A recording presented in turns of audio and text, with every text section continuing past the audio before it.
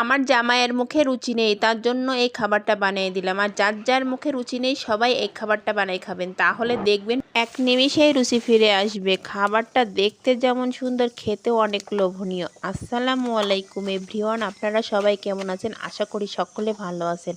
আমরা আল্লাহর রহমতে অনেক ভালো আছি। যাদের আমার ভিডিওটা ভালো লাগবে প্লিজ একটা লাইক, কমেন্ট এবং শেয়ার করে পাশে থাকবেন।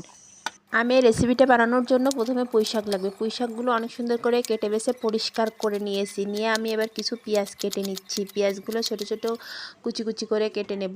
তারপরে আমি চুলোয় একটা কড়াই বসিয়ে তাতে তেল দিছি। তেল একটু বেশি পরিমাণে দিতে হয় এই রেসিপিতে। তারপরে পেঁয়াজ দিয়েছি আর আস্ত একটু রসুন দিচ্ছি। দিয়ে তারপরে ধনে, জিরে আর শুকনো মরিচ বাটা দিয়েছি। তারপরে দিয়েছি আদা রসুন বাটা। তারপরে দিয়েছি একটু শুটকি মাছ, যে কোনো শুটকি মাছ দিলেই হবে। তারপরে এটা মশলাটা কষিয়ে তারপরে আমি শাকগুলো দিয়ে দিয়েছি। এই শাকগুলো নাড়তে হবে। পুঁই শাকে বেশি পানি দিতে হবে না, কারণ এই শাক থেকে পানি বের হবে।